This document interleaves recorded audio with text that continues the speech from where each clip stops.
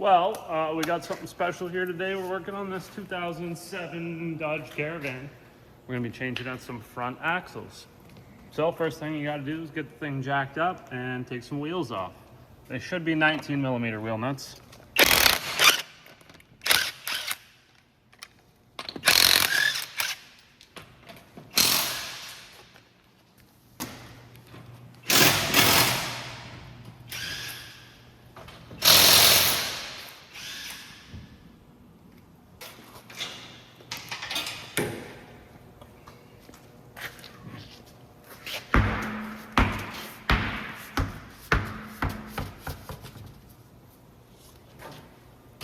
All right, now we're going to undo these cotter pins. So you should be able to just use some pliers maybe or something and bend them out. I get tricky places.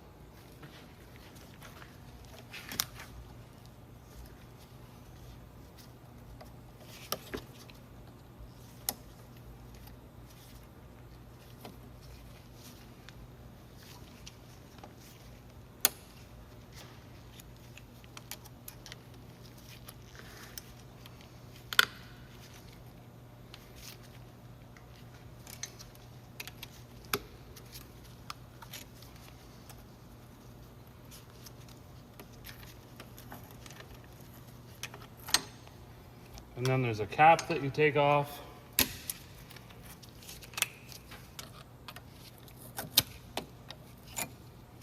And a little spring washer that you take off.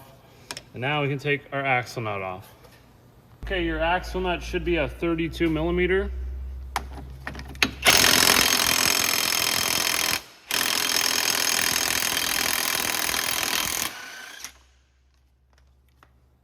And then there's a little washer that's in behind, don't forget that. Make sure that the axle is free in the wheel bearing. And if it's not, you can use a center punch and a hammer just to knock that back to make sure that it is free and it slides nicely. Maybe spray some oil in there.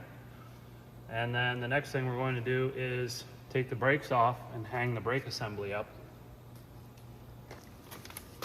All right, taking the brake caliper assembly off with the bracket, and they should be 21mm bolts.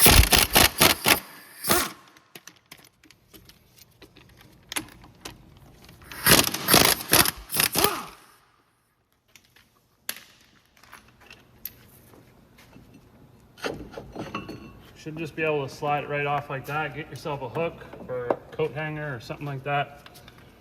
Hook that in, hang it up.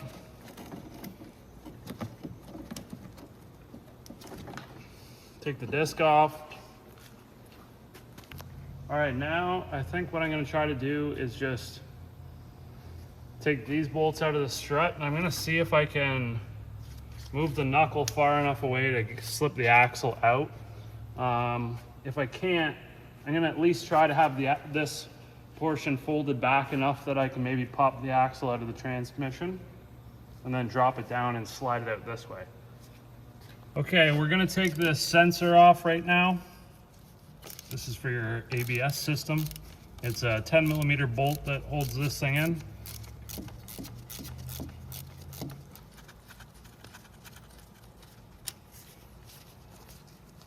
Okay, you should just be able to take the sensor off like that and kind of just flop it over to the side so it's not on the road. And then we're gonna take these off. So the two main bolts that secure the knuckle to the strut, they should be 21mm nuts.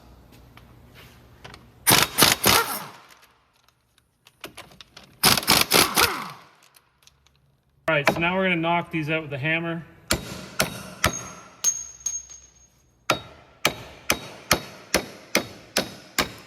You can see they have their spline. That keeps them from spinning inside. And then all we gotta do is just get this thing out.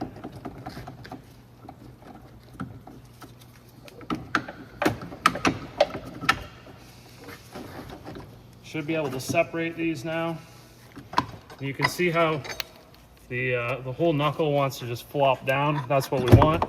Just want to take this right out, and now we should be able to get this thing out. So I'm gonna get some light underneath and I'll show you how to get it out of the transmission. The replacement axle that we've got, you can see that there's this ring on the end That's called a circlip. And you'll notice that there's a chunk missing out of the circlip. Now that, when we go to install this axle into the transmission, that open section needs to be facing downward at 6 o'clock.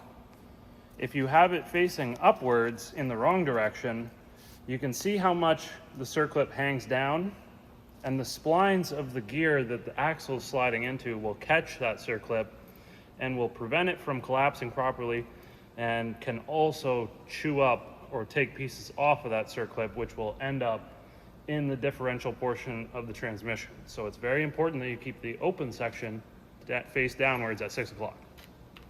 Okay, so we're gonna remove the axle now. I've got just a shorter pry bar and a hammer, and all I'm gonna do is just come up to the back of the axle here and give it a whack to try to get that circlip to fold and allow the axle to begin coming out. So there, I can tell it's already just moved. So right now the circlip is compressed, and all I have to do is just pull the axle straight out. Now there is a seal that's in this neck housing, and you want to be careful just to not drag that shaft across that seal, because you may cause damage to the seal. So just take it out nicely. Okay.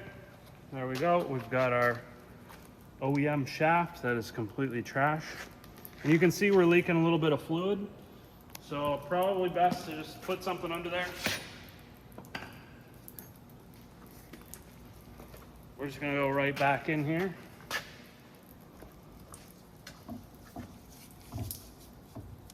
Remember, circlip opening 6 o'clock.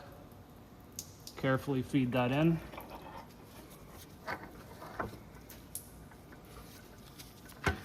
And then once you kind of shimmy it and feel like the splines line up, all you got to do is just hopefully give this thing a nice jar. You should be able to get this thing to snap in. You could also use a dead blow hammer. I'm gonna have to get the dead blow hammer.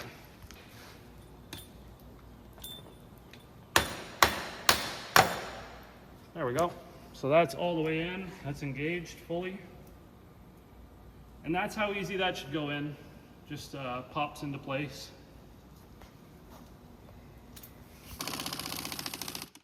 I guess we need a wrench. All right, so now we just do the same thing on this side, just like I showed you. Take the cotter pin out, 32 mil axle nut, 21 mil nuts and bolts for the strut and the knuckle. Don't forget to take the ABS sensor off with a 10 millimeter bolt, and then we can continue.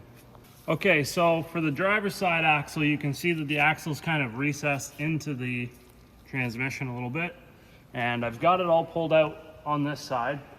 Now, luckily, this factory axle has sort of a notch cut into the side of the housing, and what I'm gonna do is use a long pry bar and see if I can't just pop it out, just like that. Now, the replacement axle doesn't have that notch on it, so hopefully for those of you guys at home, if you have a replacement axle that's in there, it might not be as easy to get out. And in that case, oh, I wonder what this is going to be like to get out. I wonder if I can get this out. Is it going to go? Probably not. Negative with the gun.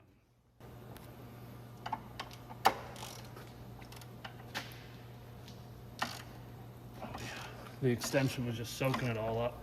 Okay, so there's a bracket that has a brake line on it. Didn't realize that it was in the road, so we're gonna try to take that off to see if we can free up some room to get this axle out of the way.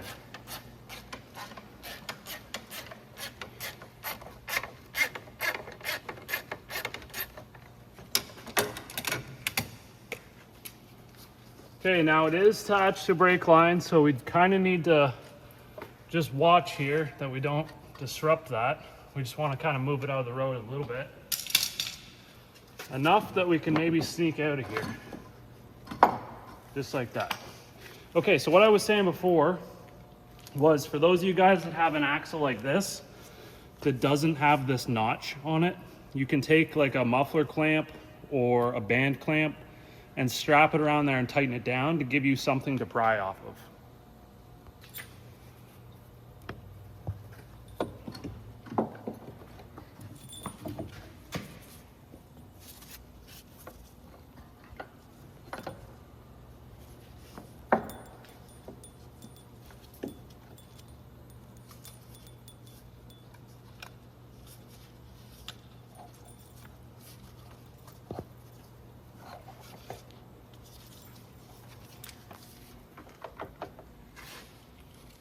Okay, we just carefully set that up in there, and then I'm going to use that mallet.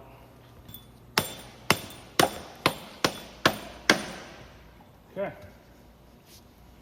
Now that that's in there, we're just ready to basically reassemble all the knuckles and all that stuff that we took off. All right, now we're going to put this bolt back in here for the brake line bracket.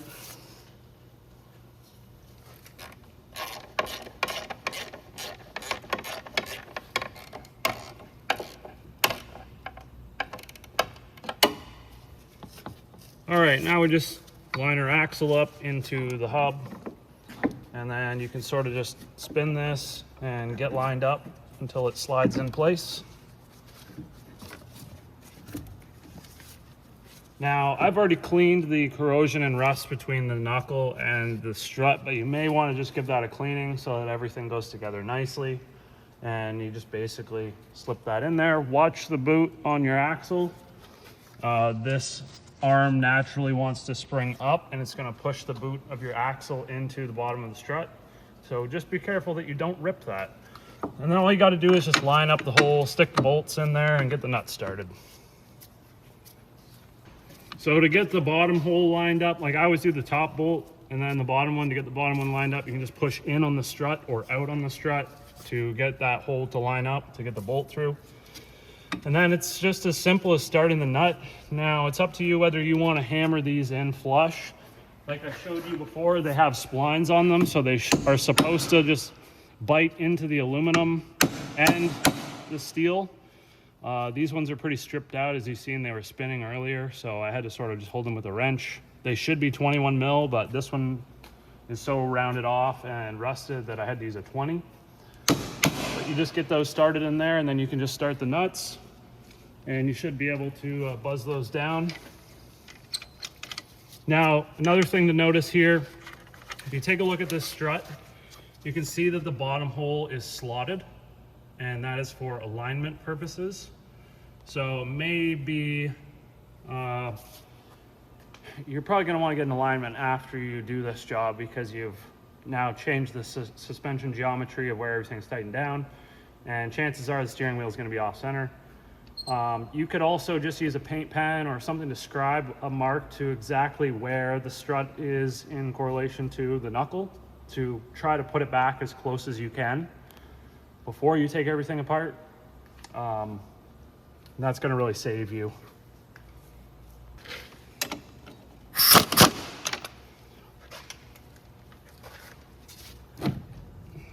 Okay, I'm going to try to tighten this bottom one down back to where it was.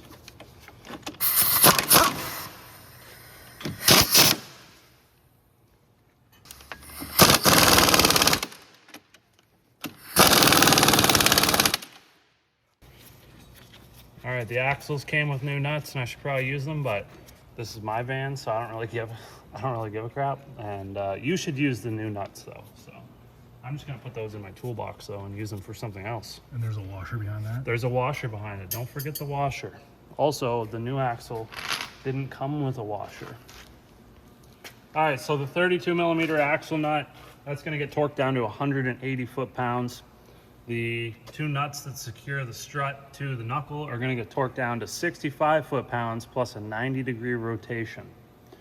The two caliper bolts, those are going to get torqued down to 125 foot-pounds, and the wheel nuts are going to get torqued down to 100 foot-pounds.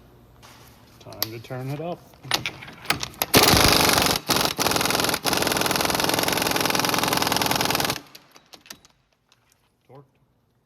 Oops.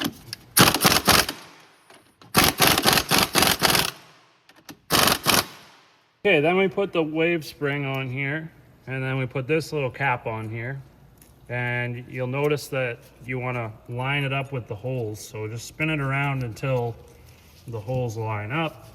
Then you take a brand new cotter pen, you don't reuse the old one, and you stick that in there like so. And then you just fold it around with some pliers. Professional.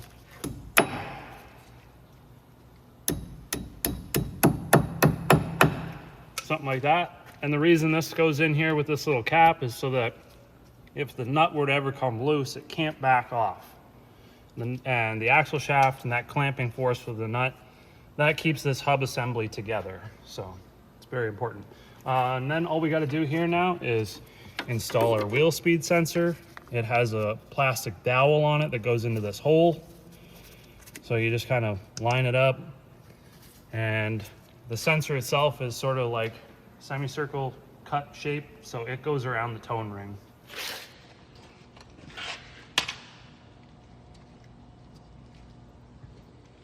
Maybe the ABS light. Start your 10mm bolt.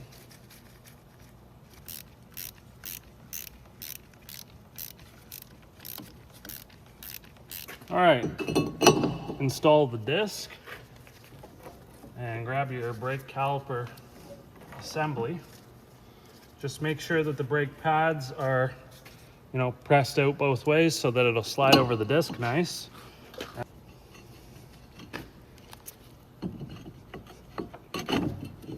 Slide that over like so. Take your bolts, hand start them. This might be a little bit tricky.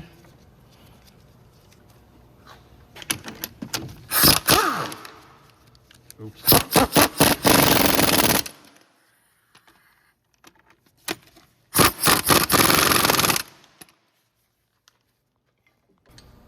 Wheel nuts torque to 100 foot-pounds and do it in a 5-star pattern.